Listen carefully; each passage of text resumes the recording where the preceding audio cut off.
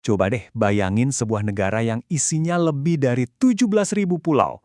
Hari ini, kita bakal bedah tuntas gimana sih geografi Indonesia yang super unik dan sumber dayanya yang melimpah ruah itu ngebentuk takdir bangsa ini. Oke, kita semua tahu Indonesia itu negara kepulauan terbesar di dunia. Tapi apa sih artinya itu beneran deh? Ini tuh bukan cuma soal jumlah pulaunya loh.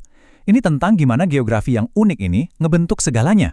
Mulai dari kekayaan alamnya sampai kebudayaannya. Yuk, kita gali lebih dalam. Biar gampang, kita bakal lihat ini dari 4 sisi. Pertama, kita samain dulu persepsi soal definisinya. Terus, kita intip kekayaannya, dari darat sampai laut. Abis itu, kita kenalan sama manusianya, budayanya yang beragam. Dan terakhir, kita lihat gimana semua ini nyambung ke panggung dunia. Sip, kita mulai dari dasarnya dulu ya. Emangnya apa sih yang bikin sebuah negara itu bisa disebut negara kepulauan secara resmi? Nah, ternyata ada aturannya di tingkat internasional. Menurut Konvensi Hukum Laut PBB tahun 1982, atau yang biasa kita kenal UNCLOS, definisinya tuh jelas banget. Dan ini penting banget buat Indonesia. Kenapa? Karena pengakuan inilah yang jadi momen kunci buat kita ngegasin kedaulatan atas semua perairan di antara pulau-pulau kita. Jadi, mari kita bayangin petanya. Wilayah Indonesia yang super luas ini punya 5 pulau raksasa yang kita semua tahu. Sumatera, Jawa, Kalimantan, Sulawesi, dan Papua. Tapi bukan itu aja, ada juga 4 gugusan kepulauan besar kayak Kepulauan Riau, Bangka Belitung, Nusa Tenggara, dan Maluku. Kebayangkan luasnya? Nah, skala ini penting banget buat nangkep keragaman yang bakal kita omongin selanjutnya. Nah, dari geografi yang luar biasa ini, lahirlah kekayaan yang juga luar biasa. Yuk kita masuk ke bagian kedua, kita intip apa aja sih harta karun yang dimiliki Indonesia, baik dari darat maupun lautnya. Kita mulai dari yang kita injek dulu, tanahnya. Tanah di Indonesia itu kan subur banget, banyak yang asalnya dari gunung berapi. Nah, inilah modal utama pertanian kita. Ini bukan cuma soal cocok tanam aja, tapi ini beneran jadi penopang hidup jutaan orang sekaligus mesin penggerak ekonomi. Dan yang keren, hasil buminya ini dekat banget sama kita sehari-hari. Coba deh pikirin, kedelai ya jadi tempe, tahu, kecap. Kelapa sawit, itu bahan baku minyak goreng di dapur kita semua. Terus, kakao, wah ini jadi coklat favorit kita kan? Bener-bener nyambung langsung dari kebun ke meja makan. Tapi kekayaan Indonesia itu nggak cuma dari tanah. Ada elemen lain yang justru jadi lem perekat ribuan pulau ini, yaitu air. Sekarang, yuk kita pindah fokus ke sungai-sungai yang benar-benar jadi urat nadi kehidupan di seluruh Nusantara.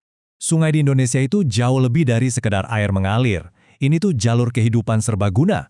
Di Kalimantan, Sungai Kapuas itu ibarat jalan tol air. Di Sumatera Selatan, Sungai Musi jadi pusat denyut nadi perdagangan. Belum lagi buat ngairin sawah, buat olahraga, bahkan jadi sumber listrik lewat PLTA. Jadi sungai ini aset yang vital banget. Oke, kita udah ngomongin tanah dan airnya. Sekarang kita masuk ke bagian yang paling menarik. Gimana sih bentang alam yang unik ini ngebentuk isinya? Yaitu keragaman manusianya yang luar biasa. Untuk ngertiin keragaman ini kita perlu paham satu kata kunci, etnis. Gampangnya, etnis itu adalah sekelompok orang yang merasa satu karena punya nenek moyang, adat, dan bahasa yang sama.